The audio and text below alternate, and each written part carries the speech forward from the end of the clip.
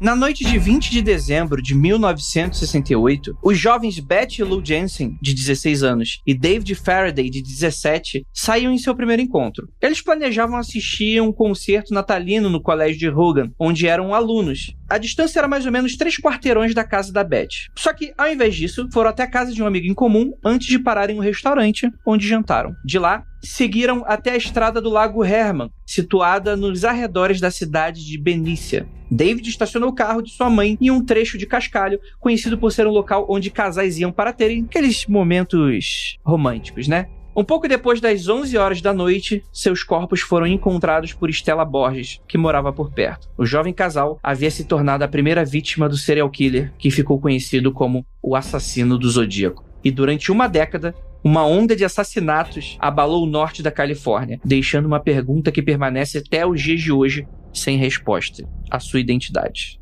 E a gente vai descobrir ela, será? Logo depois dos recadinhos e a gente já volta.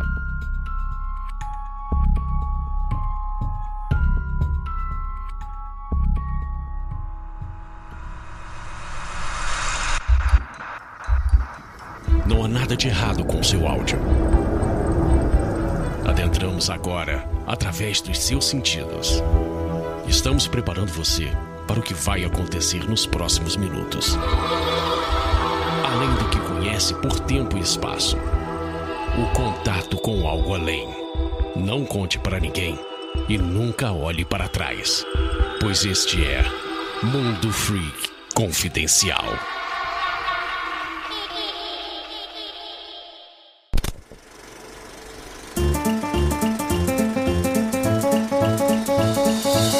Chegamos aqui agora na área de recadinhos do Mundo Freak Confidencial e um episódio extremamente criptografado, afinal de contas. Você sabe quem foi aí o assassino do Zodíaco? A gente descobre no final desse podcast, pode parecer que não, mas a gente fez um trabalho investigativo e descobrimos quem foi o assassino do Zodíaco, então vocês não perdem por esperar os mistérios revelados aqui pelo Mundo Freak e toda a nossa corja jornalística misteriosa. E aí, gente, tudo bem com vocês? Gostaria apenas de lembrá-los que temos Twitter. Você vai lá no @mundo_freak para conversar com a gente, interagir com a gente, saber de notícias, coisas legais, lives e esse tipo de coisa. É um espaço muito bacana pra gente trocar, fazer aquele troca gostoso, né? A gente fala algumas coisas, vocês falam outras e a gente tá lá pra interagir com vocês, beleza? Também estamos lá no Instagram para a mesma coisa. Dessa vez o @ é Mundo Freak tudo junto. E lá você vai ter lives incríveis. A live do Lucas com a Ivy para falar sobre filmes de terror bizarro. Você tem, aconteceu no Insta também. Você tem resenhas literárias, você tem um monte de coisa, um mundo de conteúdos legais ali no Instagram. Basta seguir a gente, @Mundo Freak. Tudo bem, meus queridos? Lembrando a todos que são as últimas semanas, os últimos dias para você mandar a sua pauta e você se catalogar aí como um pauteiro do Mundo Freak, você que quer prestar ajuda, você que quer colaborar a manter o seu podcast, você que é inveterado, viciado em mistérios, você pode participar. Eu vou deixar para a Nandinha colocar todas as instruções aí no post e qualquer dúvida você pode mandar para contato@mundofreak.com.br perguntando assim: eu tô com uma dúvida, como é que eu faço isso? Aí, manda um e-mail que você será respondido com a sua dúvida. Sabe, Ira, às vezes a gente passa por umas situações que são meio bizarras, né? E na hora a gente fica até meio ressabiado, a gente duvida do que a gente tá vendo, ouvindo, mas depois aquilo fica na cabeça de um jeito que a gente não esquece mais, né, Ira? Nossa, são aquelas impressões, aqueles causos, sabe, que você não sabe se foi você que viu ou se você está meio doido, mas você sabe que viu? Eu acho que nessas horas não tem coisa melhor do que a gente dividir isso com outras pessoas, porque talvez possa ter acontecido com você, comigo, com um amigo nosso, talvez seja até alguma coisa pra confortar o coração, né? É por isso que toda quarta-feira, às 22 horas, eu, Ira Croft, e eu, Juliana Ponzilacqua, estamos lá no perfil do Mundo Freak no Instagram, ao vivo. Não aconteceu no Insta. Nossa live semanal sobre capirotagens e casos insólitos. Esses pequenos casos que acontecem com a gente no dia a dia. Casos de gente como eu, como você que está ouvindo, como a Ira, enfim. Mas não esquece de trazer a sua água, hein? Vamos ver se você vai conseguir dormir depois disso.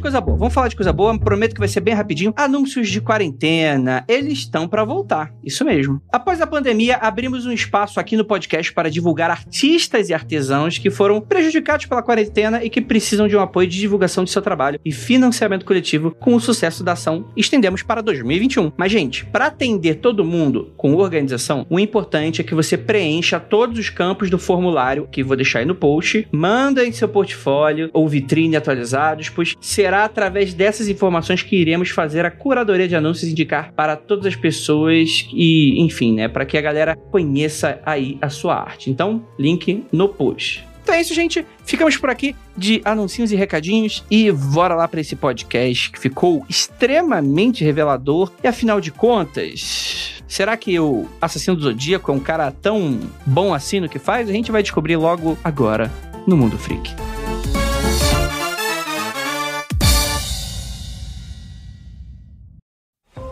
Listen to the 48 Hours podcast for shocking murder cases and compelling real-life dramas from one of television's most watched true crime shows. Go behind the scenes of each episode with award-winning CBS News correspondents and producers in Postmortem, a weekly deep dive. Listen to 48 Hours wherever you get your podcasts.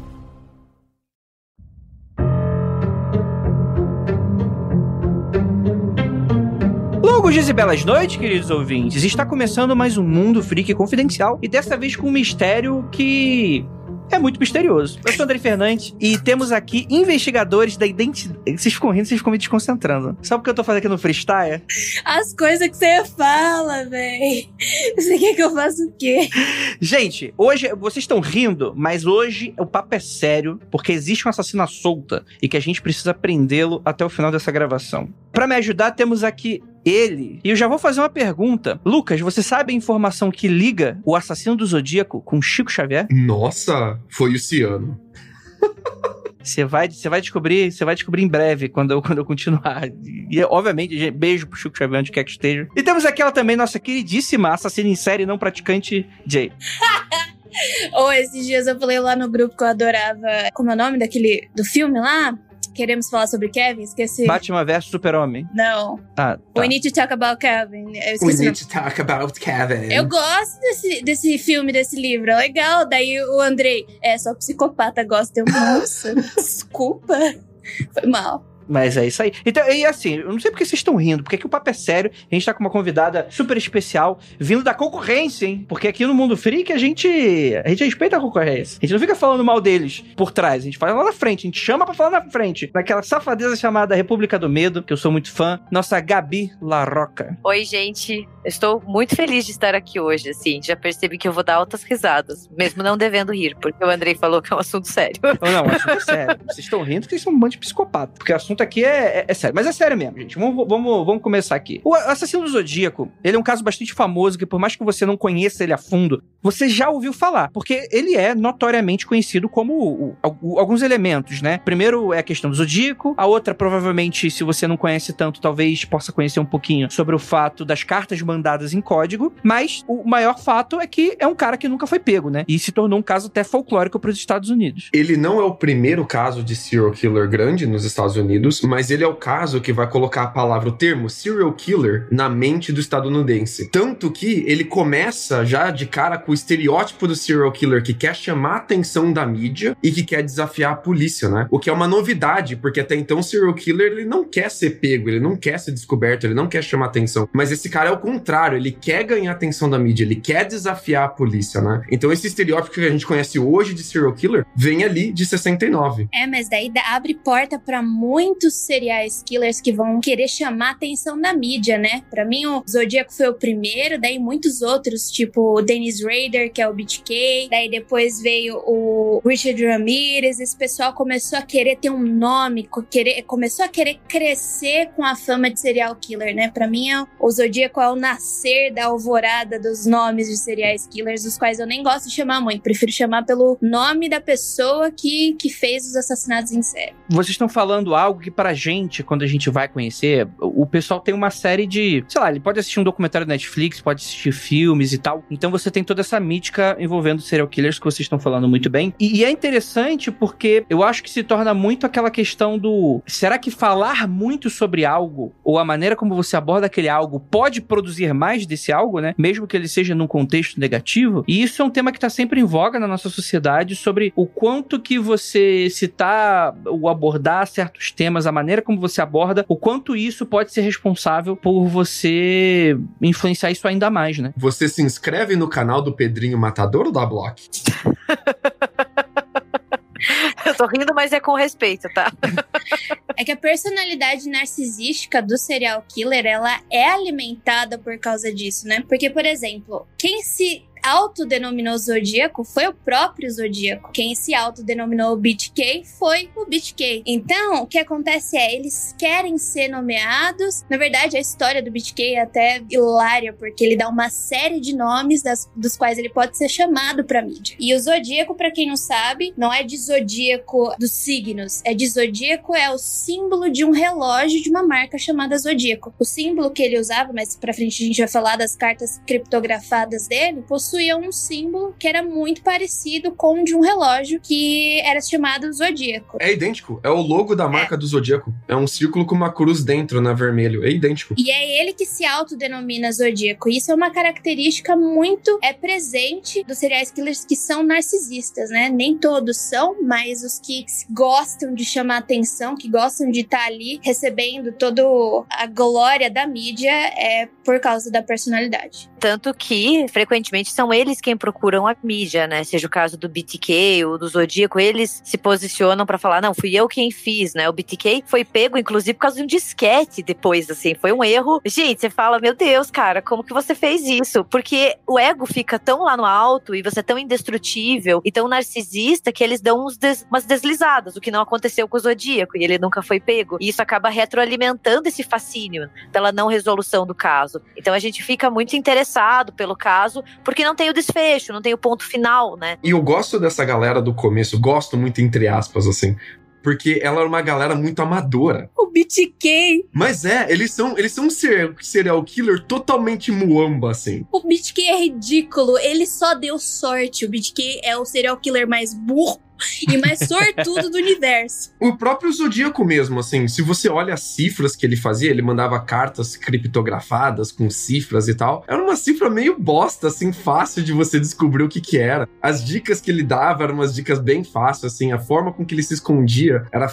me impressiona não terem descoberto quem é o cara até hoje, ele contou com muita sorte também. E a parada é que antes a gente não tinha investigação forense tão boa quanto tem hoje, e esses caras abusavam disso, eles eram amadores porque eles podiam ser amadores, né? Conforme foram subindo o nível da qualidade da investigação forense, os serial killers foram subindo de nível também, né? A psicologia forense, ela só foi ser cunhada, né? E também o termo serial killer, ele só foi ser cunhado em 1980. Então, a gente não tem serial killer a partir de 1980. A gente tem muito pra antes. Mas a partir do momento que, acho que é o John Douglas e o Wesley começaram a usar a psicologia, o profiler, pra estudar os serial killers, é aí que nasce, entre muitas aspas, o serial killer de verdade. Então, existia muito problema dentro da polícia que não sabia lidar com esses tipos de caso e também entender porque, como assim uma pessoa fazer isso? É absurdo. Exato, né? Existia uma certa inocência na sociedade americana até aquela época, né? Esse assassinato, esse duplo homicídio que acontece, que eu descrevi no início do episódio, né? Ele acontece no final da década de 60, né? Só pra você ver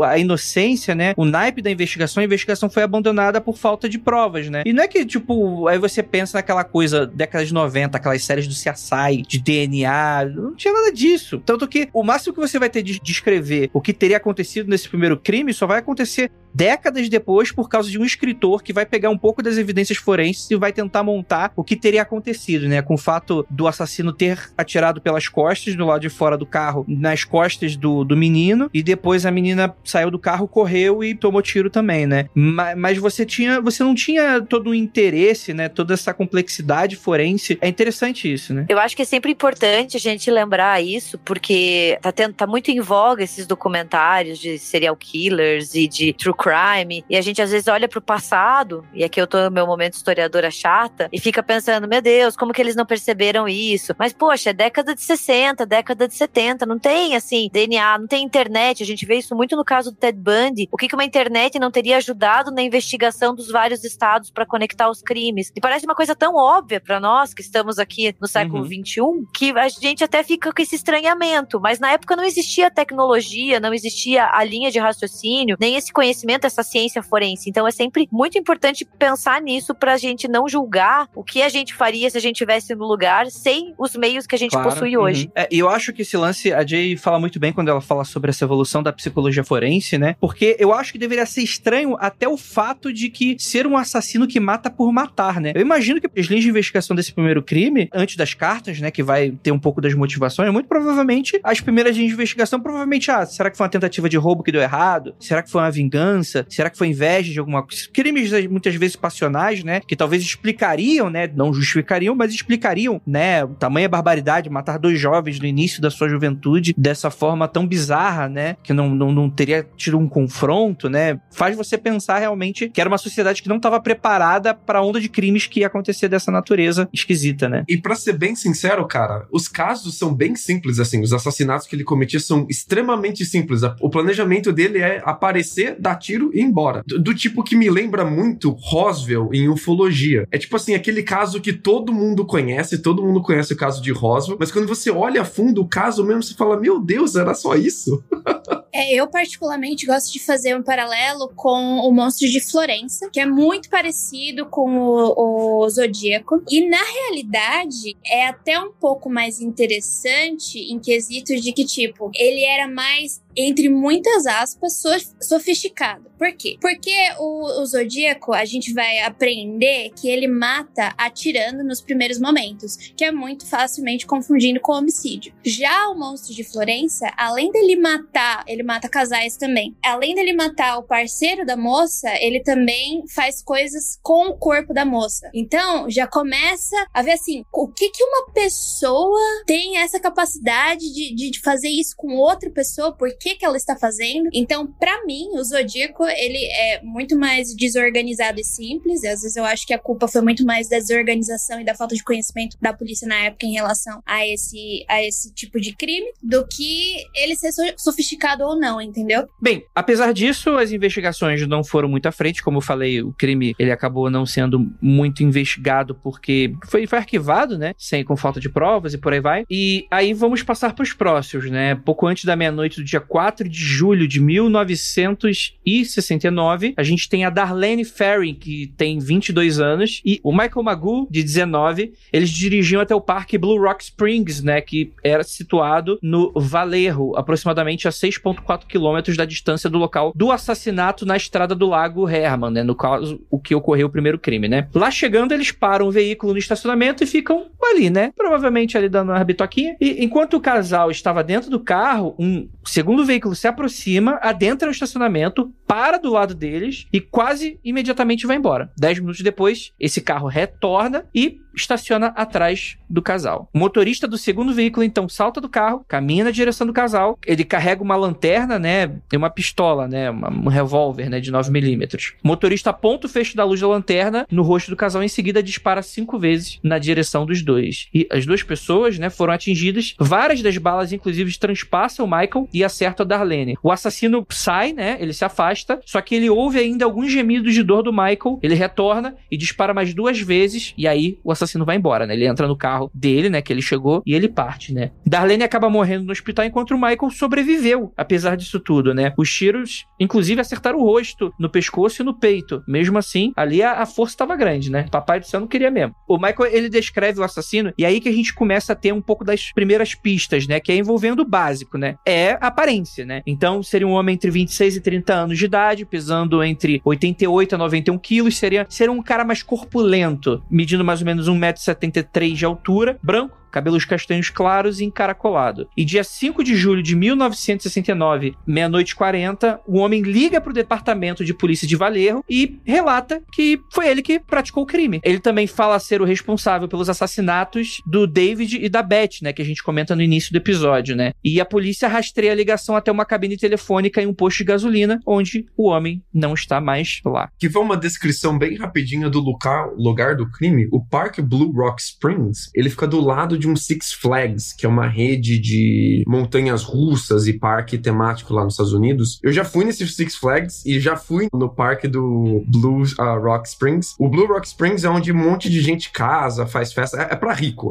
É tipo um clube de golfe, assim. Tipo um mega country club, assim. É pra galera que tem grana mesmo. Não é aberto pra todo mundo entrar. Tem uma parte que é aberta bonita com uma fonte ali na frente. Mas pra entrar lá dentro mesmo, você tem que ser membro do clube. É caríssimo entrar. Mas é famoso lugar pra você ir dar umas bitocas, porque tem várias trilhas bonitas, cheias de canyon e árvores. Um lugar pra ver um pôr do sol maneiro, assim. Então, geralmente, a galera faz muito piquenique, faz muita trilha, muita família vai lá com criança também. Então, tipo, é um mega lugar turistão, assim, bem conhecido ali ao norte de São Francisco. Esse segundo crime aí você já vê que o cara tá na intenção, né? Existe enfim, a gente não conhece muito se tem outros crimes anteriores, né? Mas não parece ser algo tipo assim, eu matei e vou fazer, tipo, eu tô matando e em algum momento ele tem a ideia de fazer isso. Dá a entender que ele começa a fazer com a intenção de chamar atenção, né? Isso é muito interessante. E a impressão com esse segundo ataque também, e a gente vai ver isso no próximo, que é o do casal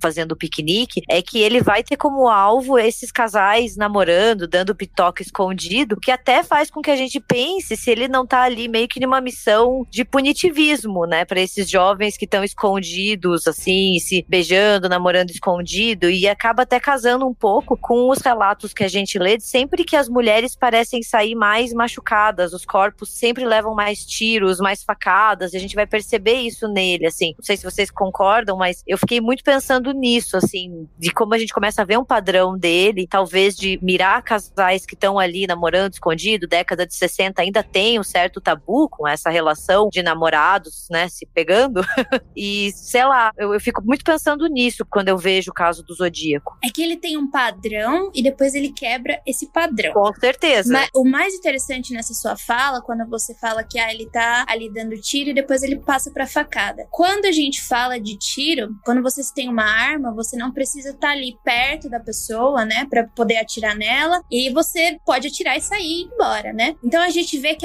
é mais impessoal quando um serial killer trata os assassinatos com armas. Quando você parte pra facadas, estrangulamento, estrangulamento não é uma coisa fácil, facada não é uma coisa fácil, você exige força e exige que você queira fazer aquilo, né? Então, não que a arma não exija, mas enfim. Com a arma, quem mata é Deus, eu só aperto o gatilho. Com a facada, quem mata sou eu. Exatamente. Então, o que a gente vê eu acho importante a gente sinalizar que o Zodíaco, ele tá tratando ainda de uma forma impessoal os assassinatos dele. Alguma coisa vai acontecer pra ele trocar, entre aspas, o modus operandi dele, porque ele vai continuar procurando casais, mas ele vai mudar o modo que ele vai mudar esses casais. Eu super concordo com a Jay. O que só me chama muita atenção é no primeiro assassinato, por exemplo, da Betty Lou Jensen e do David Faraday, que ele mata os dois, mas ela leva 5 tiros, né? Então parece assim que tem, mesmo que seja impessoal, como arma, ela tem um certo distanciamento, ainda tem um ódio mais direcionado a essas mulheres. Parece que ali tá rolando e tem muitas discussões sobre o caso do Zodíaco e talvez esse ódio contra o feminino que ele carrega. Claro que depois, como a gente vai ver, ele sai completamente desse padrão e desse alvo, e daí a gente não entende mais nada dele também, porque parece que ele larga tudo e fala, quer saber? Mas me salta aos olhos bastante isso, de como parece que ele mata os dois, ele mata homem e mulher, não tem uma preferência ali, mas sempre um nível de sadismo ou de brutalidade um pouco maior direcionado às vítimas femininas. Fica evidente também a parada do amadorismo, né? O primeiro assassinato que ele comete, ele chega e mata o cara com um tiro na cabeça e depois ele atira 5 vezes na menina pelas costas e dessa vez ele chega dando vários tiros, não mata a pessoa, volta pra matar e não consegue matar o cara mesmo assim, deixa totalmente ele perceber qual que são as aparências do Zodíaco, né? Tanto que ele consegue descrever em detalhes bem ricos qual é a aparência do Zodíaco, fazer um retrato falado bem legal depois dele. Então você percebe que ele percebeu que com arma eu consigo matar, eu consigo dirigir atrás de alguém alguém, chegar pra pessoa que tá estacionada e matar. E vou tentar fazer isso de novo, ver se dá certo. Mas ele tá totalmente enrolado fazendo isso. É uma pessoa sem experiência, ele não é um matador, ele não é um assassino de aluguel, né? Ele é uma pessoa que tá aprendendo a fazer isso, ele descobriu um método que funciona, casais que estão se pegando no escuro de noite, não tem ninguém por perto, e ele tá tentando explorar isso, né? Ele tá tentando ganhar experiência com isso. Vou fazer comparação de novo com o Dennis Rader, né? O BTK, que tem uma frase dele muito icônica, que é assim, num dos primeiros assassinatos dele, que é da família Otero, ele pega e fala: eu não sabia o quanto de força eu precisaria usar pra estrangular uma pessoa. Ou seja, ele nunca fez aquilo. Ele tá dando, entre muitas aspas, sorte daquilo ter dado certo, e ele vai aperfeiçoando conforme as coisas vão acontecendo. Então, eles são desorganizados na forma organizada deles, né?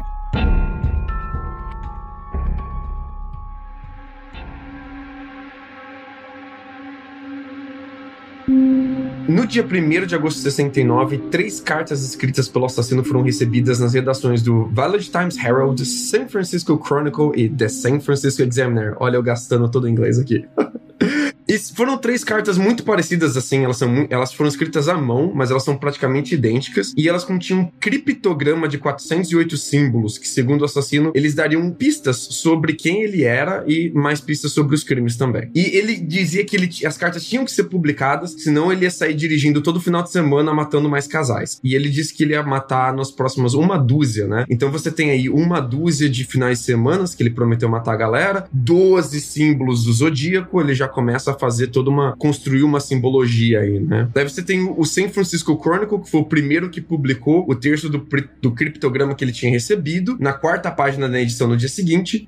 Ele também publicou um artigo junto com o código que mencionava o chefe de polícia de Vallejo, o Jack A. Stilts. O Jack A. Stilts vai ser uma pessoa que vai ficar muito famosa por causa desse caso depois, é uma pessoa que vai dar um monte de entrevistas sobre o caso. E o Stilts, ele dá uma declaração que sai junto com a publicação do jornal, que é assim: nós não estamos satisfeitos de que essa carta tenha sido realmente escrita pelo assassino. Então o Stilts praticamente desafiou o Zodíaco, falou: não, cara, você mandou essa carta pra gente, mas a gente acha que você é um oportunista, a gente não acha que você é o assassino de verdade, a gente não vai levar a sério essa ameaça que você fez. Em 7 de agosto de 69, outra carta foi entregue então à redação de San Francisco Examiner, com a saudação: caro editor, aqui é o Zodíaco falando. E essa é a primeira vez que ele se auto-intitula de Zodíaco, que ele se chama de Zodíaco, né? E imediatamente a mídia adorou a ideia, adotou o termo Zodíaco, e daqui pra frente ele é o Zodíaco, ou Zodiac Killer, que seria o assassino do Zodíaco, né? Ele fica conhecido como isso mundialmente, imediatamente praticamente, né? E nessa outra carta, o assassino inclui detalhes sobre os assassinatos que não tinham sido revelados ao público. Ele também revela que, quando solucionassem o código, encontrariam ele, né? Então tem ali esse código, que todo mundo tá maluco tentando resolver o código, porque como foi publicado na no jornal, todo o público, matemáticos de universidades, ficaram engajados com isso. A galera de fórum ao vivo, que rolava os fóruns ao vivo, os desafios nas universidades, se encontravam pra decodificar a parada. Foi tipo toda uma mega jornada, a galera realmente engajou em volta disso. E foi em 8 de agosto de 69 que Donald e Betty Harden, moradores de Salinas, na Califórnia, solucionaram o criptograma de 408 símbolos, aquele primeiro criptograma. E ele tava repleto de erros de escrita. O Zodíaco não acertou o próprio criptograma, tava todo cagado. Mas a mensagem que tava escrita ali era mais ou menos assim: eu gosto de matar pessoas porque é tão divertido. É mais divertido do que matar animais selvagens na floresta, porque o homem é o animal mais perigoso de todos. Aí o Zodíaco tentando se dar uma importância, né? Olha, eu sou o caçador, eu sou a pessoa acima na pirâmide de caçada, né? Matar algo me dá a experiência mais excitante e é melhor do que transar com uma garota, que é a primeira parada de cunho sexual, né? A melhor parte é que quando eu morrer, vou renascer no paraíso e aqueles que eu matei se tornarão meus escravos. Não direi o meu nome, pois vocês tentarão atrasar ou impedir minha coleção de escravos na vida após a morte. E aí ele completa a carta com uma assinatura, um amontoado de códigos que, traduzidos pro alfabeto, é Eberiote Emetipite. Eberiote Emetipite, com vários Hs no meio. Tipo, ninguém conseguiu descobrir o que Eberiote Emetipite significa. Não parece ser um anagrama pra nada, parece ser um amontoado de símbolos que, se você traduzir para as letras, é Briotimit. E é isso. A solução foi publicada também nos jornais e a galera ficou tipo, olha, tem esse assassino maluco com essa ideologia maluca, mas na época, assim, o próprio Stiltz deu entrevista a dizer que ele não acha que essa ideologia do paraíso, de que ele tá matando pra coletar escravos depois que ele morrer, é uma parada pra se levar a séria. Ele achou que o Zodíaco tava mais zombando da polícia, zombando do jornal, zombando da sociedade. Eles não falaram, não, isso daqui é um cultista, ou isso daqui é um religioso maluco. Eles não levaram por esse caminho. Eles levaram mais esse cara aqui tá de zoação com a nossa cara, tá de brinks, e tá soltando qualquer desculpa aí pra gente só pra dizer que tá matando por alguma coisa mesmo. Então é isso, foi a primeira e a segunda grande carta e o que iniciou essa jornada midiática do assassino do Zodíaco. A gente já falou amplamente sobre essa questão da vaidade e eu fico imaginando se talvez o fato de chamar a atenção é o que motiva os crimes ou é um complemento ou é... Você já... Quantos casos iguais tem parecidos com esse, Jay, que você tem anotado? Tem o Green River Killer, e tem também no quesito da matança, tem o Dennis Rader, que é no quesito de querer chamar atenção. A gente tem um pouco do Not Stalker também, que é o Richard Ramirez. Mas o que a gente tem no Zodíaco, já dá pra fazer uma análise psicológica dele, né? O profiler dele. O que a gente vê dele é que ele é uma pessoa que ele é bem paranoico e ele parece ser solitário e não consegue conviver em sociedade direito. Então, ele tá constantemente nessa necessidade de atenção. E, acima de tudo, a gente vê que ele precisa de credibilidade pelos assassinatos que ele comete, né? E, além do mais, a gente vê nas cartas, agora que o Lucas falou, ele também tá querendo uma espécie de superioridade intelectual. Porque ele tá escrevendo em forma de cifras, em forma de códigos, mas quando esses códigos são traduzidos, a gente vê que tem muitos erros de grafia. Então, de gramática também. Então, o que tá acontecendo? Será que ele se sente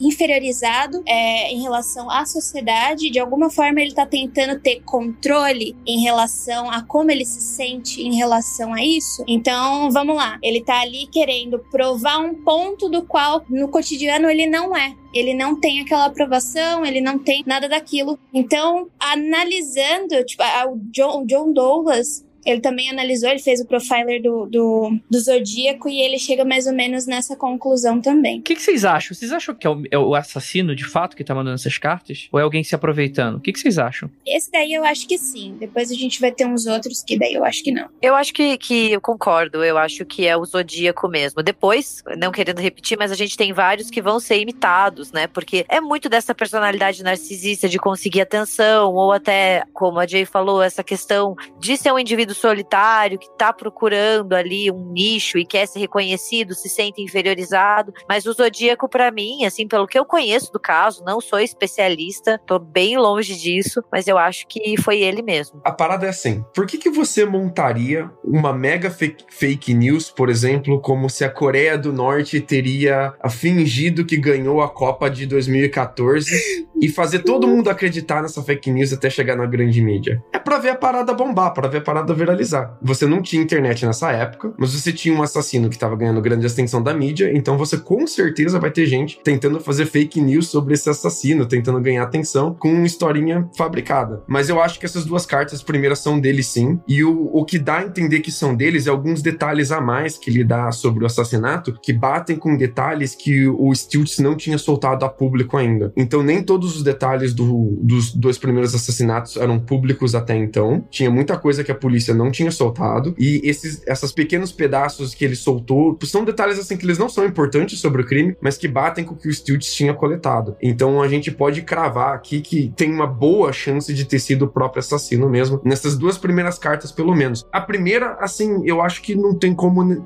sair muito disso, até porque a primeira tem muita cara de tipo assim, vamos ver no que vai dar. Já a segunda, parece que ele tá bravo que não deram toda a atenção que ele merece. Parece que é uma parada de tipo, não foi o suficiente, eu tenho que carcar mais, eu tenho que me dar um nome legal, tenho que fazer uma narrativa grandiosa, que eu tô matando por um motivo maior, que eu tenho algum tipo de ideologia que eu tô seguindo, que eu sou algum tipo de grande predador que caça seres. Você pode ver que tem uma pegada sexual no que ele diz também. Não fica muito claro o que essa pegada sexual tem a ver com caçada, ou tem a ver com essa ideologia maluca dele, mas parece ser um 3 caminhos diferentes, assim, que ele aponta e a gente não sabe quais deles deve levar a sério, se deve levar a sério. É tudo muito solto, assim, né? Parece que ele tá tirando pra todos os lados. Desculpa a metáfora. O que eu sinto também é que como ele se tivesse numa espécie de crise. É como se ele tivesse alguma doença psiquiátrica e ele está na fase de mania, onde ele não tem controle sobre as coisas e ele quer ter. Seja qualquer forma que ele consiga esse controle. Então parece muito que ele tá numa crise mesmo. E tanto que não dura muito tempo esses assassinatos, né? Em 2, 3 anos, se eu não me engano, que isso acontece, depois ele para. Então pra mim parece muito uma crise de algum problema psiquiátrico, psicológico que ele possa estar tendo ali no momento.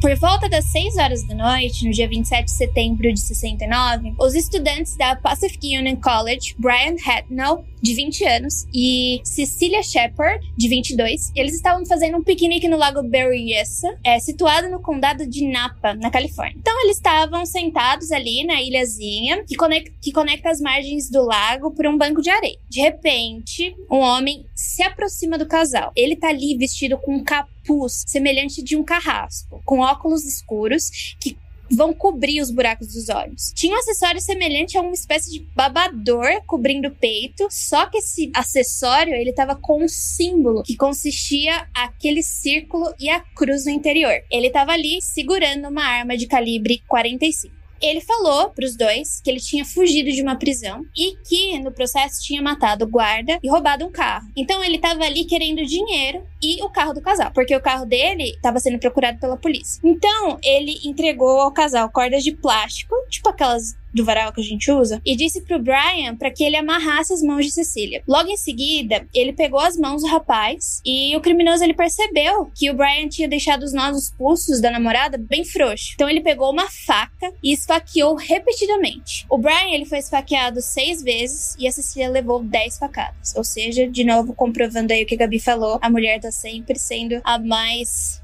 ferida, né? O criminoso, ele caminhou até o carro do Brian e ele estava utilizando uma caneta marcadora preta e desenhou o símbolo da cruz e o círculo na porta do carro e escreveu embaixo uma espécie de código, né? Valejo, daí tinha a data, tinha várias hashtags não, tinha vários dashes. O cara previu o Twitter, né, bicho? O cara é, além de assassino, é viajante do tempo. Ele tá à frente do próprio tempo, entendeu? Ele marcou os 2 primeiros assassinatos, né? Valejo, dia 20 de 12 de 68, daí o outro 4 de 7 de 69, e por último o desse, né? Que ele tava cometendo naquele dia e a hora que ele cometeu o assassinato, como se fosse alguma assinatura dele, né? Mas o engraçado é que qualquer outro assassino que soubesse os 2 outros assassinatos, o dia que foi publicado, saberia assinar isso também, né? Isso não valida que é ele. Depois que ele fez essas marcas, né, ele fez a assinatura dele, lá para 7h40 da noite, ele ligou pro escritório do xerife do condado de Napa, e isso utilizando uma cabine telefônica, e contou o último crime dele. Primeiro ele contou pra atendente que queria relatar um homicídio. Não, um duplo homicídio. E depois ele disse que ele era o autor do crime. O telefone ele foi encontrado ainda pendurado, alguns minutos mais tarde. E só apenas algumas quadras da delegacia. Os detetives eles conseguiram obter a impressão de uma palma suada no telefone. Mas eles nunca conseguiram achar uma combinação com uma pessoa, né? No lago, após ouvir os gritos de pedido de ajuda, um homem e seu filho, que estavam pescando ali pertinho, encontrou o casal e acionaram os guardas florestais. Os oficiais, eles foram os primeiros a chegar na cena do crime e a Cecília, ela estava consciente e conseguiu fornecer uma descrição bem detalhada do criminoso. O casal depois foi levado para o hospital e, infelizmente, a Cecília entrou em coma durante o transporte e nunca acordou. Ela morreu 2 dias depois. O Brian sobreviveu e relatou tudo ao ataque da imprensa. Bom, aqui a gente já vê uma mudança do modus operandi dele. E por que isso aconteceu?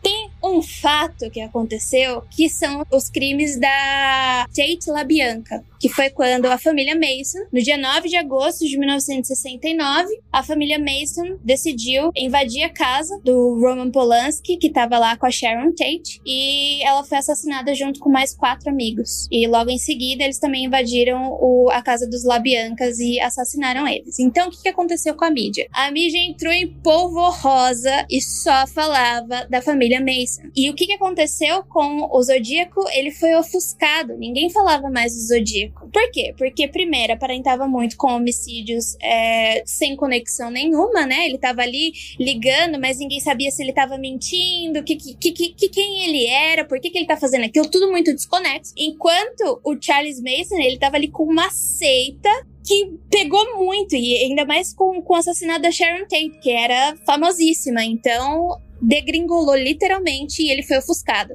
Então, o que ele falou? Ah, não, eu preciso fazer alguma coisa pra chamar atenção, eu preciso fazer algo diferente. Então, aí a gente já vê ele vestido e a gente vê que ele tem uma narrativa própria e ele muda a arma dele pra que seja um pouco mais gritante, entre aspas, que apareça mais. Então, o motivo foi porque ele não estava na mídia. E deu uma super escalonada de violência, né? Com esse uso da faca e de amarrar o casal. E, nossa, eu nunca tinha feito esse paralelo com o caso da família Manson, e faz todo sentido, porque ele perde o protagonismo dele na imprensa, porque a família Manson não só comete assassinatos extremamente brutais, escrevendo na parede com sangue, mas mata a esposa de um cineasta em ascensão, que era o Polanski, e a Sharon Tate estava grávida ainda. Então, assim, foi um crime que chocou, ela estava nas últimas etapas da gestação. Então, assim, foi uma coisa muito brutal, muito horrível, que com certeza tirou o foco do Zodíaco, como provavelmente aquele assassinato que queria roubar e não deu certo, sabe? Aquela coisa meio espaçada, sem conexão, pra algo assim, uma seita, como você disse, né? Uma coisa sangrenta, que vai atrás das pessoas nas suas casas, que mata mulheres grávidas. Então, assim, a imprensa se deleitou com isso. E eu acho que a escolha da arma foi pensada no caso da família Manson, tá? Porque, nossa, a família Manson esfaqueou, olha só aquele banho de sangue que aconteceu. Então ele decidiu usar a faca. Eu acho que não foi aleatório, eu acho que ele escolheu exatamente por causa do caso da família Manson. E você pode ver até que ele pintou o símbolo da marca do Zodíaco de vermelho no capuz dele, igual os símbolos de sangue que o Manson fazia na parede. Tem uma mega influência mesmo, né? E eu acho que o mais impressionante é que parece que ele tinha um plano que ia ser muito mais horrendo, que ele ia executar. Ele tava tentando amarrar a galera e levar a galera embora. Provavelmente ele ia fazer absurdos com o casal.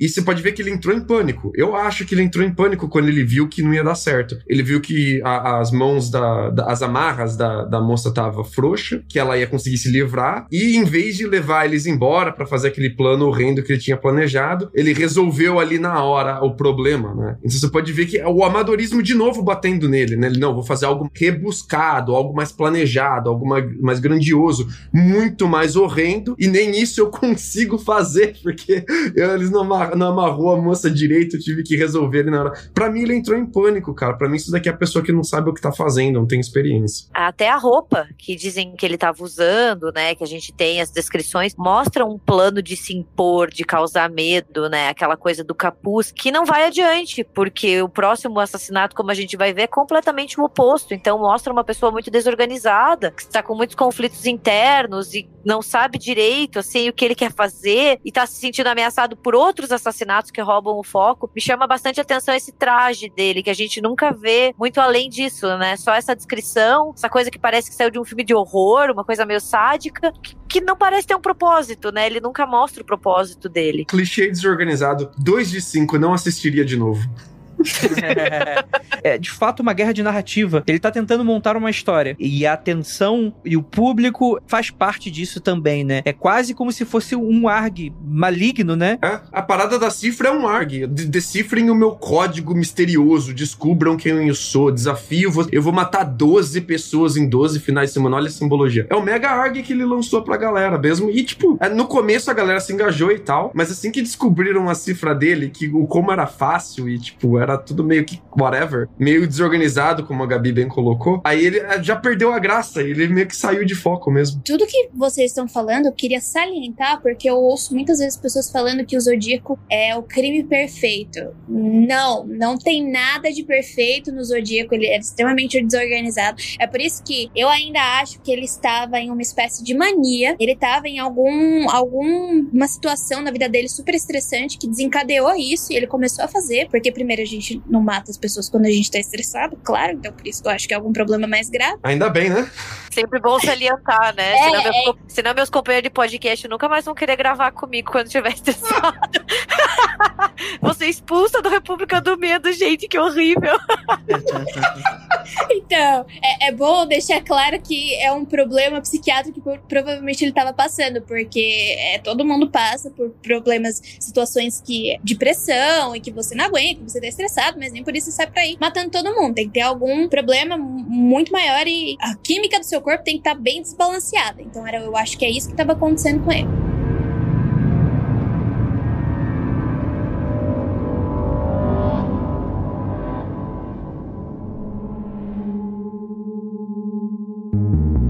Mais pra frente, em 11 de outubro de 1969, um homem branco adentrou o táxi conduzido por Paul Stine, de 29 anos. Eles estavam na intersecção das ruas Mason e Gary, na cidade de São Francisco, na Califórnia. O homem pediu para ser levado até as ruas de Washington, em Maple, no bairro de Presidio Heights. Paul mal havia conduzido o veículo por uma quadra quando o passageiro disparou contra sua cabeça, usando uma 9mm. Em seguida, tomou a carteira e as chaves do carro do taxista e rasgou um pedaço de barra de camisa suja de sangue do motorista.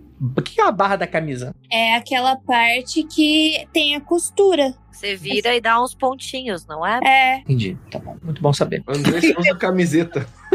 Não. Nunca usou uma camisa na vida. Eu já usei camisa, só não sei dar nome pra ela. Eu chamo de Bob. Bob sofre, né, Bob? Ô, rapaz, tadinho. Tô desgraçado, Bob. Viu? Só avisando, o lugar é Presidio Heights mesmo. O nome em inglês é Presidio Heights. Porque a Califórnia tem muito espanhol lá. Então é Presidio Heights mesmo. Eu fico imaginando que a imobiliária deve ser difícil vender o aluguel nesse lugar, né? Não é um lugar bacana. Não é um lugar bacana pra você ir. Eu nunca moraria na Califórnia, porque na Califórnia teve o DeAngelo, que foi o The Gold State Killer, teve o Richard Ramirez, daí, teve o Zodíaco. Eu nunca ia pra esse lugar na minha vida, nem ferrando. E tem terremoto. Pronto, não vou mesmo. Eu passei 2 momentos bizarríssimos quando eu morei na Califórnia. Bizarríssimos. Eu peguei um bondinho daqueles... É tipo um metrô por cima da terra, assim. Que só tinha eu e um colega meu que morava lá comigo. E daí tinha 2 gangues dentro do bondinho. Não tinha mais ninguém. Era o último bondinho da noite. E eles tiraram a faca, assim, e foram um pra cima do outro. E a gente viu briga de gangue dentro do bondinho e saltamos pra fora.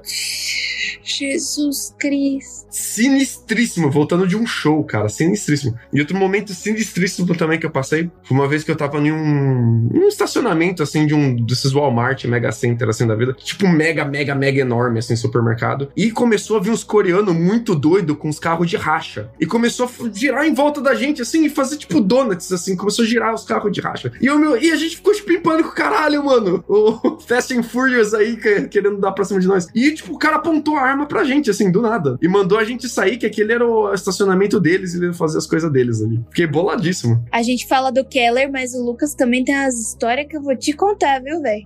Não, mas aí tem a diferença, que o Keller procura o Lucas, o problema do Lucas é que ele mora na loucura. O Lucas... O problema é o americano. Doidíssimo, Califórnia, doidíssimo. Inclusive, a primeira cena do Lucas aí, se você ver o filme The Warriors, tem o Lucas correndo sem camisa, assim, do fundo, assim, ó. Fugindo das gangues. Aquele cara que fica guerreiros é o pai do Lucas, inclusive. Faz essa cena. Melhor dublagem cinematográfica. Come out to play!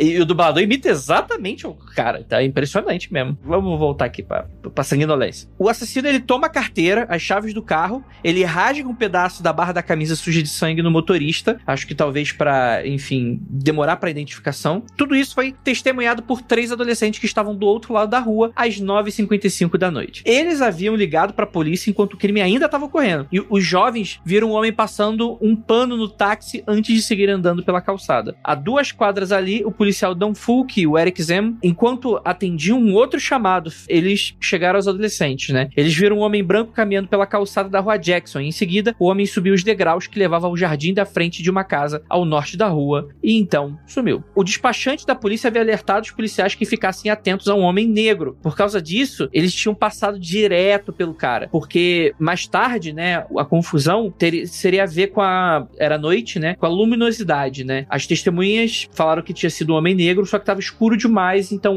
houve essa confusão, dizem. Não, o contrário. As testemunhas falaram que era um homem branco, e o despachante passou pra polícia que era um homem negro, e o despachante não sabe a luminosidade do lugar não, bicho. Eu acho que tem um nome. O despachante sofre de uma coisa chamada racismo. Exatamente.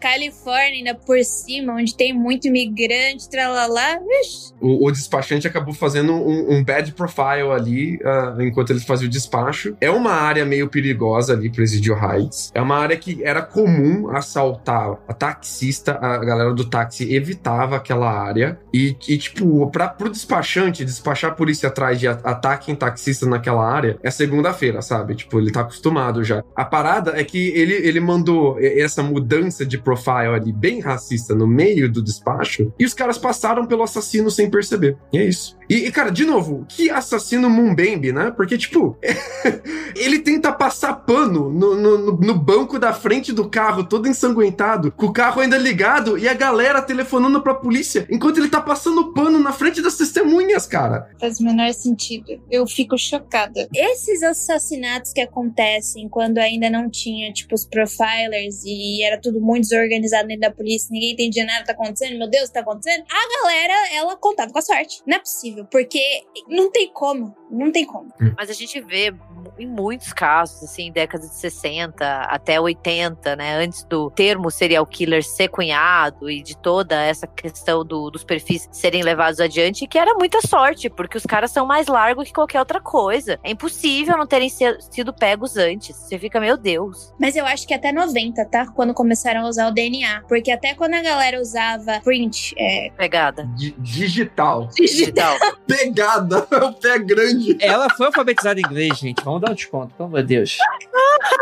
É que é muito difícil ser bilíngue, entendeu? Você não entende. É que tudo que eu consumo de true crime é em inglês. Tudo que eu fico até tipo, nossa, que horror, né? Vamos trazer o profiler pro português, mas não tem. Eu vou chamar o profiler de quê? Eu até tento usar, o cara que fazia análise psicológica do serial killer. Tipo, não casa, sabe? Fica estranho. Como é que é o nome do gênero, Jay?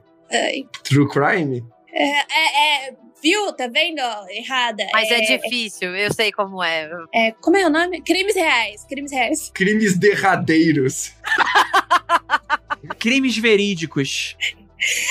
Eu ia falar crimes de verdade, tipo, não faz sentido. Mas enfim, até quando as digitais eram usadas, análise de fio de cabelo, etc., eles não conseguiam. E outra coisa que eu vou falar aqui, tem denúncia. A galera pegava as evidências e enfiava em qualquer lugar e fazia qualquer coisa com elas. Porque...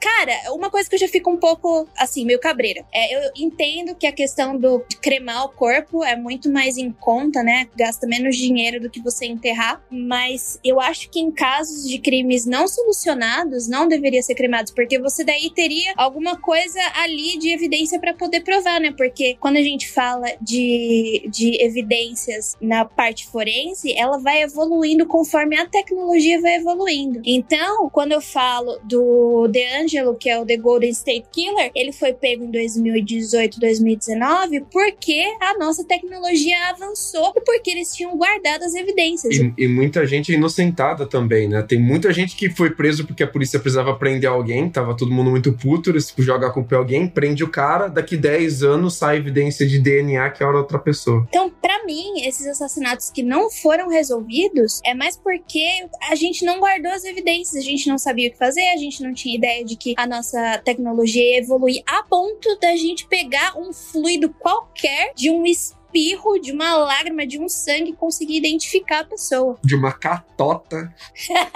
Então, não porque foi um crime perfeito ou porque a pessoa era um gênio do crime, do mal, é só porque a gente não tinha capacidade ainda de entender essas pessoas, porque elas existem desde que o mundo é mundo. E a desorganização aqui foi tanta que a galera não entendeu que esse era um crime do Zodíaco, não ligaram, não acharam que era um crime rotineiro, mais um assassinato de taxista da região, e o Zodíaco teve que mandar uma carta pro jornal San Francisco Chronicle falando, olha, fui eu que cometi esse assassino, falem de mim, pelo amor de Deus, falem mal, mas falem de mim. Sim, e é interessante porque o Lucas falou um pouquinho sobre a região, porque eram crimes que eram cometidos até com uma certa frequência, né? Crimes contra taxistas, né? Tanto que foi dado como latrocínio, inicialmente, a investigação. Temos aí uma coisa que o Zodíaco, ele vai ficar assustado, né? Ele vai trocar palavras com os policiais. Verdade. Tem um momento que os policiais veem ele assim, ele vê que os policiais estão ali... Eles trocam umas palavrinhas, tipo, e aí, tudo bem? E daí ele se manda. Daí ele percebe o quão próximo ele tá. E ele acha que a sorte dele acabou. E a partir desse momento, a gente não vê mais crimes do Zodíaco. Eu acho que ele ainda volta a aparecer em alguns momentos na mídia. Só que a galera, tipo, não compra mais. Ah, nunca mais apareceu, nunca mais cometeu crime. A gente vai deixar esse cara de lado. E daí ele para de cometer crimes. E que é um ideal muito oposto do que a gente tem do serial killer, né? O serial killer, ele não para de cometer crimes. Ele vai escalonando, né? Ele vai escalonando até ele ser pego. E isso não é certo. Porque daí eu vou voltar de novo pro DeAngelo e pro Dennis Rader. Os dois pararam de cometer crimes. O Dennis Rader foi um babaca, burro. Toma aqui esse disquete com as minhas informações, vocês nunca vão me pegar. Mas, por exemplo, o DeAngelo, ele cometeu os crimes, eu acho que de 68 até... Foi na Califórnia também, mas foi em outro... Acho que foi mais pro norte do estado. E ele também, ele era um estuprador em série antes dele escalonar pro... Ele escalona, né? Antes dele escalonar pros assassinatos. Em 83, 86 e mais algum ano, ele tem filhos. E como ele é um predador sexual, conforme ele vai envelhecendo, os hormônios dele vão baixando, né? Então ele não tem mais tanto aquela necessidade. E também tem o problema entre aspas, ter filho em casa, ter que prover mais pros filhos, então aquilo vai diminuindo. E foi isso que aconteceu com o DeAngelo. Ele foi parando de ter a necessidade de matar as pessoas, porque tem todas essas questões. E daí a gente pega e fala pro Zodíaco, putz, será que ele parou porque ele parou com a necessidade dele? O que será que aconteceu? De duas a uma. Tem alguns profilers que falam que ele estava passando por uma crise de depressão muito forte, e foi durante essa crise que ele cometeu todos os assassinatos e que culminou no suicídio dele, e ele se matou, o que eu não acredito, por causa da personalidade narcisista dele. Ou ele simplesmente achou uma outra coisa que ele pudesse fazer que alimentava aquilo que ele precisava. Eu preciso de atenção? Ah, de repente eu me casei com uma mulher que me deu 100% da minha atenção, eu tive uma filha que necessitava 100% da minha atenção e me dava também atenção, e isso foi dando mais trabalho pra ele e ele parou, né? Então tem esses dois motivos. Eu jogo numa solução mais simples. Qual? Cagaço. Ele bateu na trave ali, quase fez gol, minha filha. Quase que pegam ele nessa. Eu acho que ele percebeu que ele é um pouco de amador, deu um pouco mais de cagaço e ele baixou a bola dele. Porque você pode ver que a única parte que ele planejou mesmo, que ele tinha algum controle desse assassinato, foi a parte que ele rouba pedaço da camisa. E ele não roubou o pedaço da camisa pra colecionar, porque tem muito serial killer que gosta de colecionar mementos, né? Ele roubou esse pedaço da camisa pra ele mandar depois pra imprensa e falar, olha, esse daqui eu que sou mesmo o criminoso, sou o assassino falando. Porque ele teve esse problema nas primeiras cartas que ele mandou, que a imprensa e a polícia duvidou que era o assassino mandando cartas. Então dessa vez ele ia mandar um pedaço ensanguentado com o sangue da vítima ali, com a camisa da vítima ensanguentada, falando, olha, sou eu mesmo falando, eu sou assassino. É a única parte que ele se importou de verdade mesmo em planejar direitinho, foi essa de poder assinar depois na mídia a mensagem dele como um assassino de verdade. Então, eu não acho que ele, por medo, ele parou de planejar outras situações. Eu não acredito nisso, porque se ele tivesse alguma urgência de matar, porque o que a gente vê, daí eu vou seguir o padrão da análise dos profissionais. Quando você segue esse padrão, você tem uma urgência, a não ser que algo aconteça, certo? Eu não acho que seja só por medo, porque tem até um estudo que dizem que alguns serial killers, principalmente no caso do Jeffrey Dahmer, quando ele cometia os assassinatos, ele apagava, ele não lembrava o que tinha acontecido, porque é uma descarga química tão grande no corpo dele que ele tem uma amnésia, que ele sabe quando acontece algo muito horrível na sua vida e o seu cérebro, pra te proteger, ele desliga. Acontece isso no serial killer, sim, tem estudos falando isso. Então eu não acho que seja por medo devido a todos esses itens que eu listei. Eu não acredito que seja. Eu acho muito difícil um serial killer que tem um ego tão grande, que precisa de tanta atenção quanto o Zodíaco, e ele vai mostrando, né? Seja conversando com a mídia, seja usando um traje diferente, seja pegando esse pedaço pedaço da camisa, ele precisa dessa atenção, ele necessita, ele almeja por isso. Acho muito difícil ele simplesmente parar por medo, sabe? Parece que não condiz com o perfil dele. Eu acho que talvez uma resposta seja uma junção dessas várias teorias, assim, alguma coisa que entre no meio termo de um cara desorganizado que ali atirou não, né? Chutou na trave, porque atirou fica feio. Que atirou na trave, sabe? Não foi pego, mas passou ali por um triz, mas que começa a encontrar essa atenção em outro lugar, talvez direciona a raiva dele pra algo que a gente não sabe, talvez violência doméstica, não sei, ele casa e descarga todo esse ódio, essa raiva em outras pessoas, não vamos saber nunca. Mas acho muito, muito difícil um cara desses parar por medo, porque ele sempre foi desorganizado, então ele teria que ter medo muito antes. Sim, é difícil, né? Tô tentando pensar como cara, assim, tipo, as coisas na vida que eu já fiz, assim, que são perigosas, assim, por exemplo. Tirando a parte da briga de gangues e do... eu nem sei o que eu não posso contar, assim, mas, tipo, eu não sou um psicopata, eu não sou um serial killer, então pra mim é difícil entrar na cabeça do cara. Mas eu tô pensando, quando eu soltei essa teoria, eu tava pensando em situações da minha vida, que eu costumava arriscar e nunca passava perto de dar ruim. Aí uma vez você passa muito perto de dar ruim e o cu tranca, né? Não passa nem radiação gama. Aí você fica, nossa, melhor talvez eu parar. Mas eu também aposto no ego dele também, que, como vocês muito bem falaram, o ego dele é enorme, tanto que ele continua se comunicando por cartas, né? Você tem a carta de 69 de 14 de outubro que ele manda pro Chronicle, com mais um pedaço da cabeça da cabeça, cara. Aí, nossa, ele escalonou o assassinato do Zodíaco agora. Vamos ver quem manda aqui, imensa. Com um pedaço da camisa da vítima dele, de novo, falando, olha, sou eu de novo aqui falando. Depois ele mandou mais cartas, ele ameaçava que ele ia raptar e explodir ônibus escolares com crianças, que ele ia usar explosivos, que ele ia atacar escolas, que ele ia atacar crianças. E ele fez várias dessas ameaças por cartas. Essas cartas não ficou muito certo se era dele mesmo ou de algum copycat, usando aí os termos em inglês, um copycat. Mas as ameaças deles escalonaram, mas as ações não, né? Isso que é interessante. Eu acho muito provável que se o cara tentasse mexer com bomba, ele ia se explodir com toda certeza.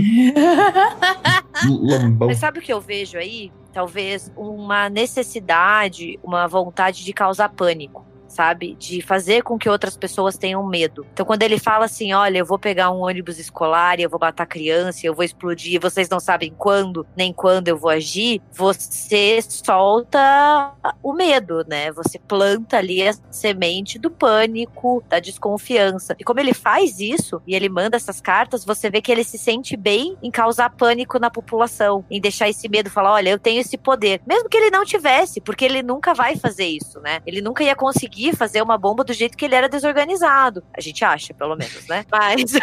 Mas ele planta isso e ele mostra, eu tenho esse poder, tenham medo de mim, olha o que eu posso fazer com vocês. E isso casa muito com uma personalidade narcisista. Zodicão, o assassino trapalhão. Ai, Lucas.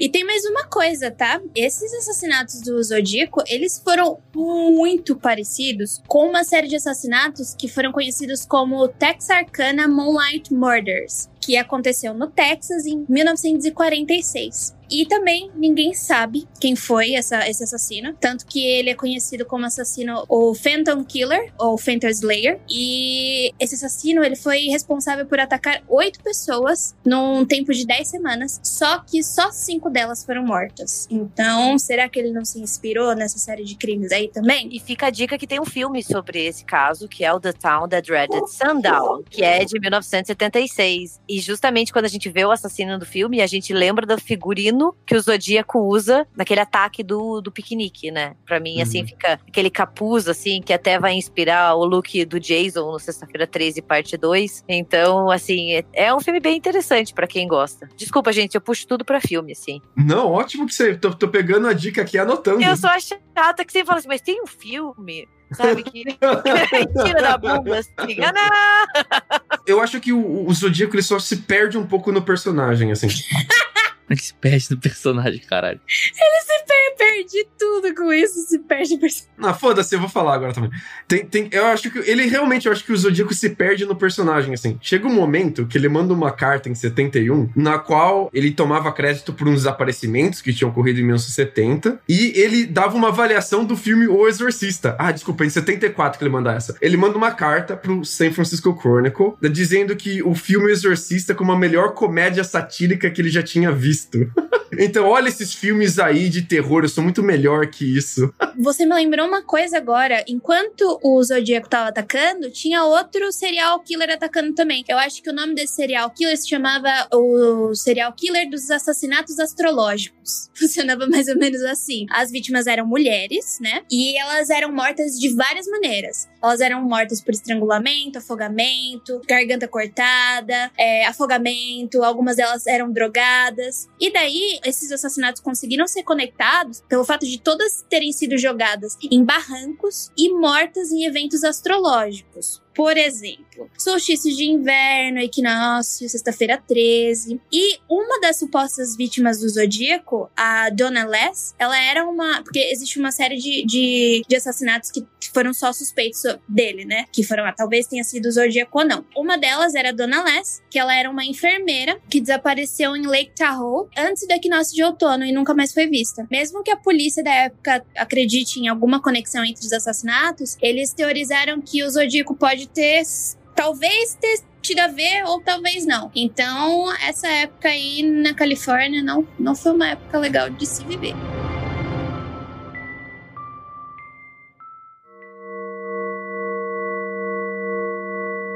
Vamos falar um pouquinho sobre os suspeitos, né? Porque aí a gente suscita várias coisas. E se a gente tem esse cara quase sendo pego, a gente vai ter suspeitos, e não são poucos, que tem diversas evidências ligadas a eles como os assassinos do Zodíaco, mas que não conseguem ser provados como sendo o assassino justamente porque pecam em alguma prova final que deveria significar que se a pessoa é assassina ou não, né? Então, por exemplo, a gente vai ter o Arthur Leigh Allen, né? Que ele vai ser falado, né? Ele vai ser sugerido pelo livro do Robert Graysmith, Zodíaco, o nome do livro. Ele aponta esse homem como sendo um potencial suspeito com base nas evidências circunstanciais. Ele foi interrogado até pela polícia nos primeiros dias das investigações em torno do ataque do Zodíaco. Foi submetido a uma série de mandados de busca e apreensão ao longo dos 20 anos subsequentes, né? Porque vamos falar que, em teoria, né? Por mais idiota que o cara seja, já tô até julgando aí. Qualquer coisa vem na mão aí, o Zodíaco.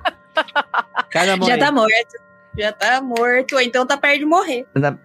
O melhor pra mim. Mas enfim. Mas a ideia é que imagina, então, quanto a polícia ficou puta, né, com essa história toda, né? O cara, tipo, ligando da rua da delegacia pro xerife. É pra deixar e mexeu no orgulho da galera, né?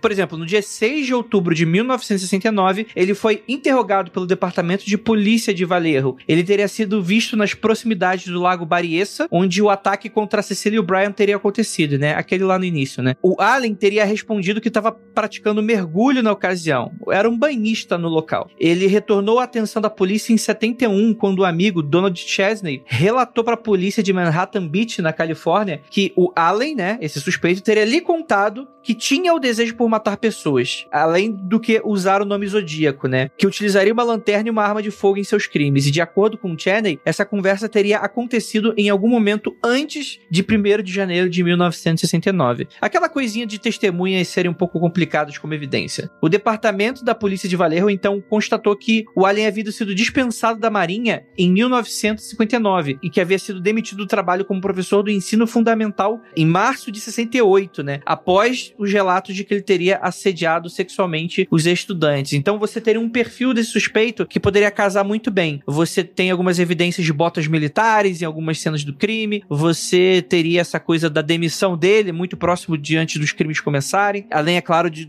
todo o resto que eu descrevi aqui, né? né? Em setembro de 72, a polícia obteve um mandado de busca e apreensão para a residência do Alan. Em 74, ele foi preso por abusar sexualmente de um garoto de 12 anos. Ele se declara culpado do crime e cumpre 2 anos de prisão. O departamento de polícia se valeu de um novo mandato para investigar a residência dele. E em fevereiro de 91, novamente 2 dias após a morte do suspeito em 92. Existem também outras evidências do Allen, né, contra ele. Uma das cartas enviadas ao departamento de polícia pelo assassino do Sherry Joe Bates, que a gente comentou, havia sido escrita por uma máquina de escrever da marca Royal, modelo Elite. O mesmo tipo de máquina que ele tinha na apreensão de 91. Não parece ser uma evidência muito firme. Allen também era dono de um relógio de pulso da marca Zodiac, que usava diariamente. Ele morava em Vallejo, trabalhava, e apenas alguns minutos da residência de uma das vítimas, a Darlene Ferrin, e onde um dos ataques aconteceu. Por outro lado, o perito da análise da caligrafia, o aposentado Lloyd Cunningham, que trabalhou no caso Zodíaco durante décadas, ele falava que analisou caixas e mais caixas repletas das escritas do Allen, só que não chegava nem perto da caligrafia do Zodíaco, além do DNA extraído do envelope das cartas do assassino não baterem com o DNA do Allen. Então ele seria um suspeito, mas que estaria descartado aí pela polícia. Nunca conseguiu ser provado. Todas as evidências contra ele, como a máquina de escrever, o relógio, as botas militares, são circunstanciais, né? E as evidências pra valer, as hard evidences mesmo, a gente não tem nenhuma contra o cara. Mas tipo, ele encaixa muito bem na descrição. Tava passando por um período de perrengue, que tava sendo acusado justamente de ter sido abusador de crianças, né? Na escola, cara. Olha que problemaço. Ele tava passando por um período, assim, extremamente problemático. Devia estar com depressão, pelo menos com o cu na mão, foda. E bate certinho com o perfil também. É muito doido, assim, não ter uma evidência que prove de cara, assim, o DNA não bater. Porque era só isso que faltava mesmo, era só a cereja do bolo, né? E não tem. Exato, né? Em 2007, um homem chamado Dennis Kaufman alegou que seu pai adotivo, o Jack Torrance, era o Zodíaco, né? Nossa, saiu do Iluminado isso, gente. Esse anda com um machadinho. Exato, ô louco. Eu não ia querer ter um pai adotivo chamado Jack Torrance, não. Você não tem que querer, você tem que aceitar. Sim, né? Ele entregou o cara, né, junto com objetos, incluindo o capuz semelhante ao usado pelo assassino, mas, novamente, as análises de DNA foram consideradas inconclusivas. O detetive de polícia aposentado Steve Rodell acusou seu pai, o George Rodell, de ter sido o assassino da Dália Negra e também apontou ele como assassino do Zodíaco. Devido às semelhanças entre o George e os retratos falados da polícia e a semelhança com o estilo de cartas enviadas pelo assassino em ambos os casos, né? Pra quem não lembra, a gente tem um episódio já sobre a Dália Negra, bem antigo. Fica aí, vou pedir pra Nandinha colocar aí pra gente, né? Mano, é igual. O retrato falado do Zodíaco e o pai do cara são iguaizinhos, mano. Você não prende uma pessoa por causa de um crime baseado nisso, mas o cara mano, até o bigode, mano, é muito parecido. Exato, né? Você vai ter o Ted Kaczynski, né? O Unabomber, que a gente já fez um episódio também sobre. Ele teria sido apontado como um dos suspeitos de ser o Zodíaco. Eram crimes que aconteceram de maneira muito próxima. E o serial killer monstro de Florença, que a Jay chegou a comentar, também teria sido suspeito de ser o Zodíaco, por causa também da proximidade com os crimes, né? O que você acha disso, Jay? Então, não, porque um foi na Itália e o outro foi nos Estados Unidos, não tinha como. Mas o caso de Florença, quando você vai tentar puxar quem são os acusados, tinha homem pé da vida com mulher e matava ela com uma arma que tinha na casa deles, entendeu? Então, algumas mortes, elas não seguem o padrão do monstro de Florença. Então, as pessoas acham que foi, no caso do monstro de Florença, foram mais de 4 pessoas atuando na região. Então, é bem mais complexo, tem outros tipos de morte, tem mortes parecidas, parece que tem uns copycats, uns copiadores. Então, é mais complexo do que o do Zodíaco. O do Zodíaco, ele é mais simples, ele tem um curto espaço de tempo. O monstro de Florença, ele atuou de 68 até quase 90, final de 80. Então foi bastante tempo que ele tava ali, e ele matava os casais. Ele matou quase 16 pessoas. Então eu acho que não tem nada a ver com o Zodíaco. Mas o que é mais interessante é que a gente tem um monte de assassino matando casais, né? O que aconteceu no final da década de 60, 70? É o quê? Você tem e eu não tenho. A sua família tá no boom econômico americano e a minha, que serviu à guerra, meu pai voltou zoado da cabeça e tá sem emprego. Você vai pra um college bacana, você tem dinheiro, você tem o carro da moda, eu não. É isso que tá rolando. Posso jogar uma outra hipótese, sim? Por favor. A historiadora ataca novamente. Eu acho que o fato do Zodíaco e desses outros assassinos, assim, mas pensando no Zodíaco e no caso dos Estados Unidos da década de 60, entrando na década de 70, ter como alvo casais que estão ali no escondidinho, dando uns beijinhos, pode também ter a ver com uma questão dessas mudanças sociais que acontecem nos anos 60, que nem todo mundo tá muito feliz, entendeu? Então a gente tem novos padrões de comportamento, ali os jovens estão cada vez mais soltinhos e liberais, a gente vai ter na década de 70 a explosão da revolução sexual, sabe? A moda agora é namorar pelado. Exato. Pra todo mundo ver, né? E não é estavam ali no carro, entendeu? E tinha gente que achava isso uma pouca vergonha, pensando na década de 50 ali, da família perfeita, que você só vai fazer amorzinho depois que você casa, entendeu? Não sei se eu tô viajando ou não, assim, eu tenho uma tendência a pensar demais em contexto, né? Faz parte da minha profissão, mas eu acho que pode ter a ver também com isso, uma junção do que o Lucas falou, esse ressentimento, né, o ressentimento é um sentimento muito poderoso, que leva as pessoas a fazerem coisas muito ruins, né, tipo, você tem, eu não tenho, né, você aí que tá indo pra faculdade, no carro bacana, com a namorada, tua família de classe média, surfando na economia e eu aqui fudido, né. Você sente uma vibe também, meio de pré-incel, assim, de eu vou culpar as mulheres porque nenhuma mulher me quer? Vocês deviam estar me querendo, mas nenhuma mulher me quer. Como que pode isso? Eu tô sem mulher, esses caras têm mulher. Eu que sou o homem de verdade. Eu que detenho o poder. Ué, é só você pegar os filmes da juventude, né? Você pegar, por exemplo, acho que a Gabi pode até falar melhor que eu, né? Pegar Jason, né? Tipo assim, o assassino vai lá pra matar casal, tipo, líder de torcida popular e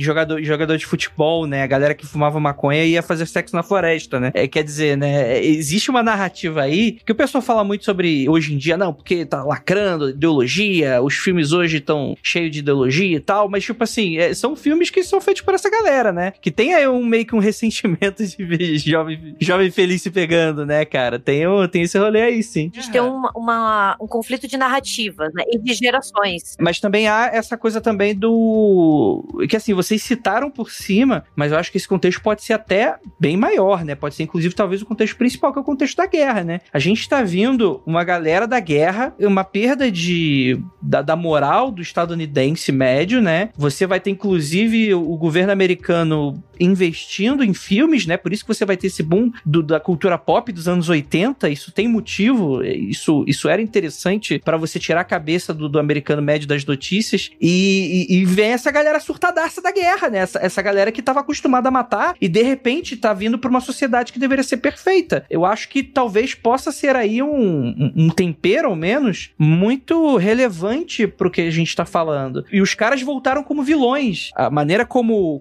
a sociedade americana encarou as guerras e os crimes. A guerra do Vietnã vai até meados da década de 70, mas eu imagino que comece, acho que em 55, ou por aí, né? Já tem um bom tempo. É que a guerra do Vietnã, ela foi uma das primeiras a ser televisionadas, então as pessoas, elas tinham acesso nas suas casas do que estava acontecendo, então isso mudou demais a opinião popular. Então os soldados, eles não voltaram como os grandes heróis, como aconteceu na Segunda Guerra Mundial, que os Estados Unidos saiu como o salvador da pátria, né? Foda-se se a União Soviética deu uma surra nos nazistas também. Foi tipo, a narrativa que eles construíram, somos nós os grandes vencedores. Ali na década de 60 e durante a década de 70 nos Estados Unidos, a gente tem todas essas mudanças sociais e políticas, a gente tem essas pessoas voltando da guerra e não sendo reconhecidas como heróis, fudidas, em uma sociedade cada vez mais diferente, com valores diferentes, onde os jovens estão ali, o movimento hippie, tem a contracultura. A Califórnia vai ser o centro disso, entendeu? Então, tipo, o fato de ter um monte de serial killer ali também pode levantar a pergunta, sabe? Não acho que seja a única explicação, longe disso, mas eu acho que a gente tem que dar uma olhada, às vezes, pro contexto, pra essa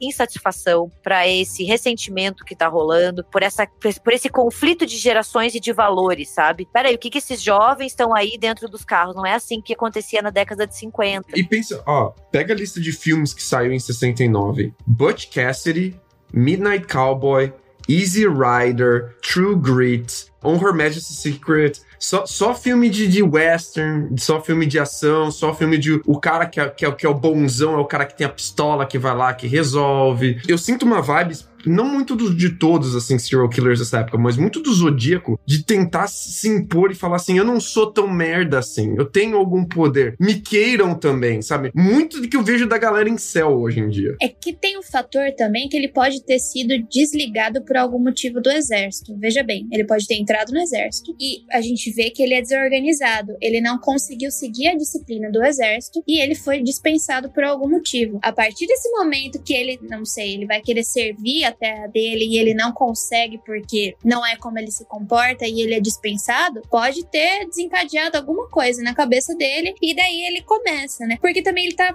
toda hora com cifras, com códigos. Será que ele também já não tava no exército trabalhando com códigos também? Ele gosta muito de armas, mas a gente também pode ver que ele pode ser um caçador, porque numa das cartas dele, ele fala sobre caçar. Então, eu concordo 100% com o que o Andrei tava falando da questão da guerra e de ele ter, de alguma forma, participado ou entrado no exército em algum momento. E o Vietnã foi uma grande desgraça para os Estados Unidos, assim, né? Digamos assim, se o Zodíaco tentou participar do exército, que tem todo um papel no imaginário coletivo, eles têm um grande orgulho lá, para eles é uma grande instituição, a gente tá falando de uma sociedade bélica, que tem um grande apreço pelo exército. Se ele não consegue, ele pode sentir que ele falhou, né? E ele falhou em fazer com que o país ganhasse essa guerra. E foi um grande desastre para os Estados Unidos. E daí a gente vê na década de 70 o caos que vai ser essa década para o país. Então ali já estão plantadas várias sementes que a gente pode ver germinando, né?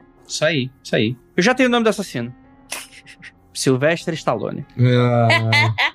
E tem mais uma coisa, tá? Em 2020 foi decifrado mais uma cartinha dele. Uhum. Dessa vez foi decodificada por 3 pessoas diferentes, uma nos Estados Unidos, outra na Bélgica e outra na Austrália. Daí o que dizia nessa cartinha dele? Espero que vocês estejam se divertindo muito enquanto tentam me pegar. Não tenho medo da câmera de gás porque ela vai me mandar para o paraíso mais cedo, porque agora tenho escravos suficientes para trabalhar para mim. E é isso, não falou nada do nome dele. E continuamos sem saber. Pra mim, ele só tá fazendo a gente de trouxa mesmo. A impressão que dá, de novo, é que ele gosta de causar medo. E essa coisa, assim, de escravos e paraíso. Daí você mistura religião, vida após a morte, sabe? Parece que ele só tá jogando várias coisas ali pra causar medo nas pessoas e se sentir melhor. Tem muita gente que é assim. Você não precisa nem ser serial killer, que gosta de botar medo nos outros, sabe? Só pra se sentir melhor. Com certeza. Então, com o nome descoberto, Sylvester Stallone, a gente encerra mais um podcast de maneira um podcast investigativo. Chupa Projeto Humanos. Aqui a gente mata cobra e mostra pau. É isso aí.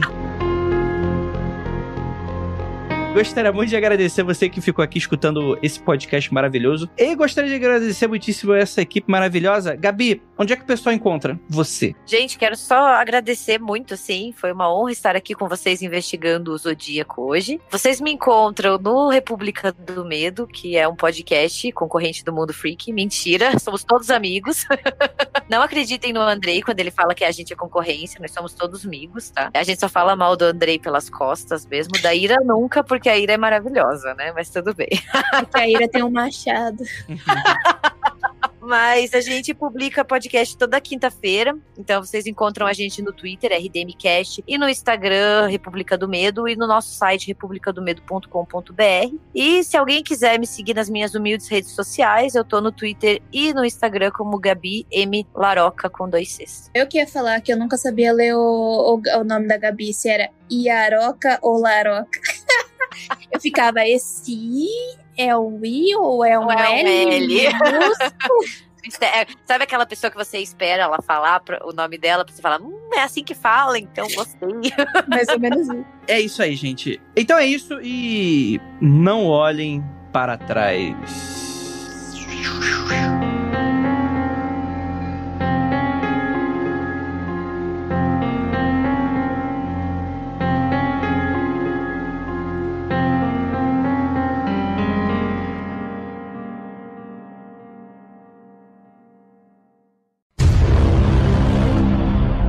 Faça elevar o cosmos no seu coração. Gente, eu tava pensando nisso o tempo inteiro. Despertar o poder. Andrei, que cavaleiro que você é? Me diga. É, A obviamente gente pode que ser eu amigo sou o Shun. ainda, ou não? Não, eu sou... Porque na época, o Shun, os meninos não gostavam. Eu era tadinho. o Mu de Ares. Porque eu sou de Ares. É isso, Eu sofri gente. Eu sofri a maior decepção da minha vida, só um parênteses, porque eu assisti a saga das 12 casas e eu esperava chegar à casa de Libra. Eu sou libriana e eu queria muito ver, e daí quando chega a casa tá vazia. Porque o Cavaleiro de Ouro não tá lá. E só depois de muito tempo a gente descobre que o velho lá no pico, cuidando do Shiryu, é o Cavaleiro de Ouro, e daí... Eu nunca esperaria Desculpa, estar tendo essa momento. conversa com você, Gabi. Eu amo Cavaleiros do Zodíaco, eu tenho até os action figure Admito que eu guardados. estou levemente decepcionado. Mas eu acho que... Adoro um anime farofa, adoro. É ruim, mas é bom demais, né? O Shiryu Exato. cegando os próprios olhos, aquela cena dramática do caralho. Eu sou eternamente o Shiryu se todo cegando. mundo tem essa opinião até assistir recentemente. Teste, Ah, mas claro. Não, teste mas, os 3 primeiros episódios. Não sabe, bicho. Não consegue mais. mas é muito boa a mistura de mitologia grega, daí entra a mitologia nórdica, daí você tem os japoneses, é muito bom, assim, a farofa E completa. nada faz sentido. O signo tá Nada. todo errado. Nada faz sentido, bicho. Enfim, né? Vamos voltar pros outros zodíacos aqui. O zodíaco que faz mal pra pessoa. Quer dizer, os cavaleiros também fazem, né? Mais pra frente, né? Em 11... Desculpa só, galera. Vai, só um Lucas. segundo. Atim, você ia espirrar? Ela passou vestida de noiva. Chegou o vestido de noiva dela. Peraí, Bazar? deu um calor aqui em mim. Peraí. Me recompor, deixa eu focar. Quer ir lá dar um beijo nela? Dá um beijinho. Não. Depois Eu entendo, o mundo freak é bem Não mais dá azar, importante. não? Meu filho, eu já dei todos os azares possíveis e imagináveis. Já castei meus azares, agora só sorte. Nossa, fiquei desconcertado agora. Tá morto já morreu. Imagina ele na Esse cozinha. daí morreu faz tempo, eu acho, já, viu? Já era. Deu Imagina o assassino do Zodíaco na cozinha tentando preparar uma refeição. Que cagada. Eu acho que ele morava com a mãe e a mãe devia ser muito Mó pistola cara. com tipo, meu Deus, sai da minha casa, seu encosto. Esse cara vai ficar saindo à noite, com certeza ele morava no porão da mãe. Certeza. Pra falar a verdade, me impressiona muito não ter surgido um serial killer de rede social, viu? Quer dizer, crimes acontecem, crime ocorre, nada acontece feijoada. Mas, tipo assim, uma parada nesse naipe de código e cifra de César. É que eu acho que hoje pega muito mais fácil, né, André? Hoje tu cata a pegada digital da pessoa. Você tem que ser um hacker de primeira pra não te pegarem. Mas imagina esse Cara, nerdola aí de... Mas daí você tem que nascer com um pote de ouro. Você tem que ser muito inteligente, daí você ainda tem que ser doido da cabeça. Entendeu? E querer chamar atenção. Sabe qual é? Aquele assassinato que ele fez de facada, que ele ia jogar a galera no carro amarrado e levar embora, aquele ele ia fazer cagada e eu acho que naquele ele ia ser pego. Eu acho que ele deu sorte de ter aloprado e saqueado a galera, porque assim ele deixou muita pouca prova e não foi pego. Eu tenho certeza que se ele tivesse levado a galera embora, ele tinha produzido um monte de prova e ele ia ser pego. Ou seja... Aquilo que você falou no começo de não ter um ponto final, né? A gente precisa de um ponto final. E quando não tem, a gente fica muito incomodado. A galera no Reddit, até hoje, tentando decifrar o que aquela frase maldita dele lá, epiriti lá, dele, cai fora pira. Ele pegou e fez, sabe, se tivesse um teclado, sabe, que tipo, Até quando hoje, em cima do teclado e vai... Fevereiro 18 de 2021, a galera postando no Reddit, tentando resolver a cifra do cara. Mas a gente tem essa pira. Não resolve mais. mundofreak.com.br